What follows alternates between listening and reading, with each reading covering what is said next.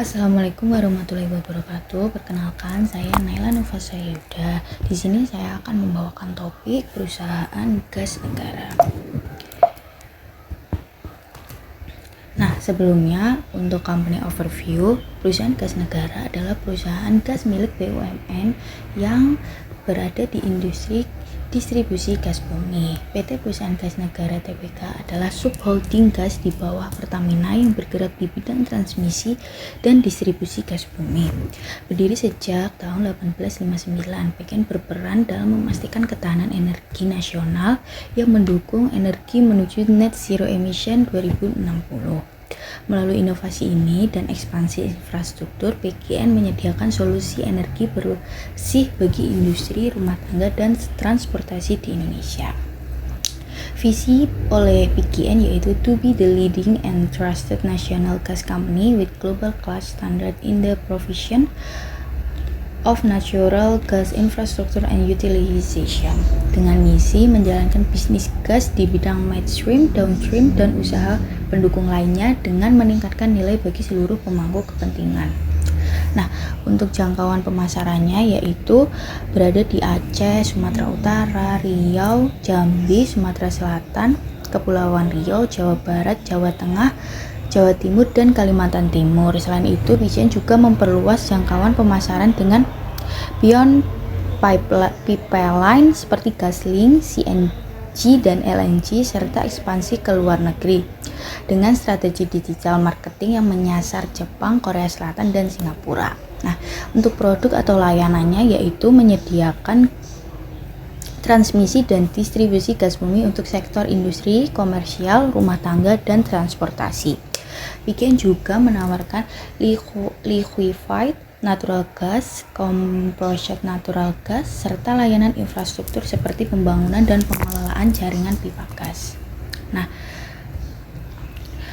PGN memiliki beberapa kompetitor yang mengharuskan untuk melakukan peningkatan kinerja. Sebelum itu, pemegang saham PGN adalah pemegang utamanya yaitu Pertamina Persero sebagai pemegang saham pengendali melalui PT Pertamina Gas yang merupakan bagian dari holding migas Pertamina. Selain itu, sebagian saham PGN dimiliki oleh publik investor, retail, dan institusi yang diperdagangkan di Bursa Efek Indonesia dengan kode saham PGAS. Nah, kompetitor dari PGN yaitu ada Nusantara Regas, Pertadaya Gas, dan Pertamina Gas. Nah, sebelum itu temuan masalah oleh PGN yaitu PGN pastikan pasokan gas bumi aman jelang selama Lebaran.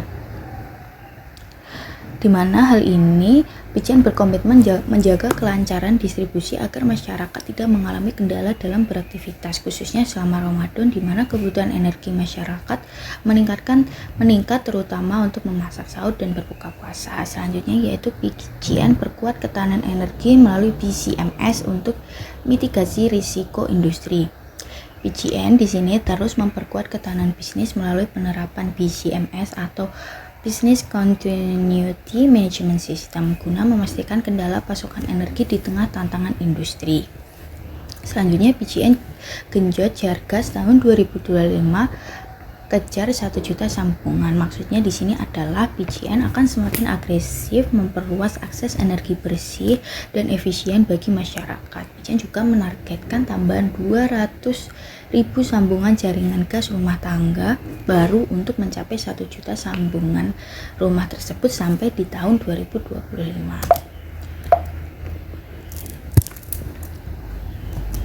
Nah, selanjutnya yaitu adalah untuk financial ratio oleh PGN mengalami kenaikan dan penurunan selama periode 2021 hingga 2023 seperti liquidity ratio yang di 2024 ini mengalami penurunan yang sangat signifikan. Untuk activity ratio juga mengalami kenaikan dan penurunan, juga di leverage ratio juga mengalami kenaikan dan penurunan.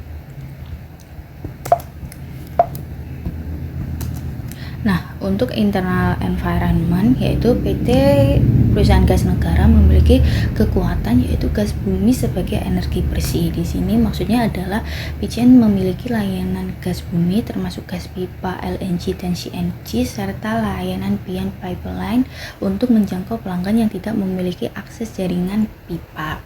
Yang kedua adalah jaringan infrastruktur pipa gas yang luas di Indonesia, di mana PCN memiliki jaringan infrastruktur yang sangat luas di Indonesia dengan menggunakan layanan pian pipeline membantu mengatasi keterbatasan infrastruktur. Yang ketiga adalah sistem rantai pasok yang stabil dan efisien. PCN memiliki sistem rantai pasok yang stabil dengan kemitraan jangka panjang bersama pemasok gas.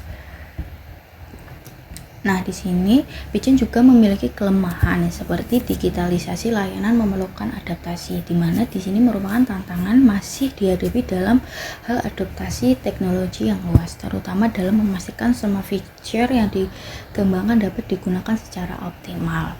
Juga PCN juga tidak menjangkau seluruh wilayah, di mana jangkauan operasional PCN masih terbatas di beberapa daerah. Hingga akhir 2023, PCN beroperasi di 18 provinsi dan 74 kabupaten dengan infrastruktur jaringan yang pipa yang luas. Juga infrastruktur IT yang kompleks, di mana faktor ini semakin diperparah dengan kompleksitas pengelolaan infrastruktur IT yang memerlukan investasi besar untuk menjaga keandalan operasional dan keamanan data. Nah,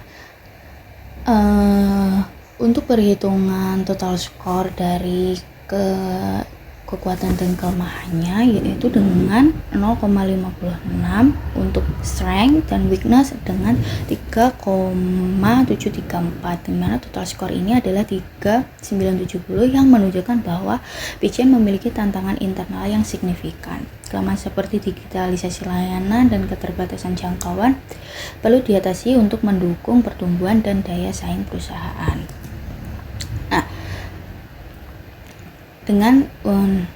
Selanjutnya adalah external environment dengan menggunakan dua kriteria, yaitu produk layanan dan aset. Diketahui beberapa pesaing strategis. PCN itu berada pada posisi produk layanan menengah dengan aset yang tinggi. Untuk Pertamina Gas itu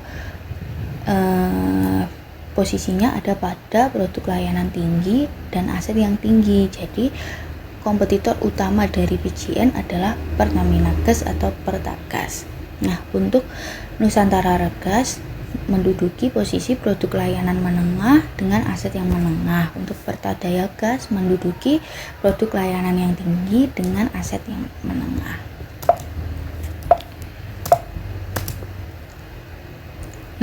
PT Perusahaan Gas Negara merupakan industri yang memiliki persaingan yang ketat, di mana threat of new entrants, yaitu ancaman masuk pendatang baru, rendah karena investasi infrastruktur yang besar, regulasi ketat, dan dominasi PCN sebagai subholding gas Pertamina. Yang kedua, bargaining power of suppliers. PCN bergantung pada pemasok gas utama seperti Pertamina dan produsen migas lainnya. Sebagai agregator gas nasional, PCN memiliki daya tawar yang cukup baik tetapi tetap rentan. Yang ketiga adalah bargaining power of buyers, di mana pelanggan industri ini memiliki daya tawar yang tinggi karena dapat beralih ke alternatif seperti LPG, batu bara, atau energi terbarukan jika harga gas tidak kompetitif.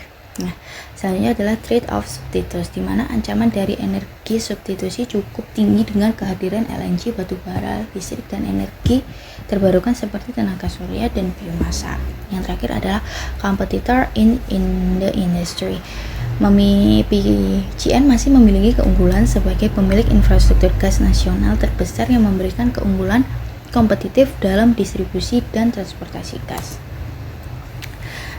Selanjutnya untuk external environment pada PCN memiliki peluang, yaitu kebijakan pemerintah tentang transisi energi, di mana PCN telah memulai memanfaatkan kebijakan seperti energi bersih, pengembangan jaringan gas kota, dan proyek LNG. Selanjutnya, pertumbuhan ekonomi dan industrialisasi. Di sini Dengan meningkatnya aktivitas industri dan urbanisasi, Pijen telah memperluas distribusi gasnya, tetapi masih ada potensi ekspansi lebih lanjut ke sektor-sektor baru. Nah, selanjutnya yaitu gas bumi sebagai alternatif energi bersih. Pijen telah memposisikan gas bumi sebagai alternatif energi bersih dalam strategi transisi energi, tetapi masih bersaing dengan energi terbarukan seperti listrik, tenaga surya, dan angin.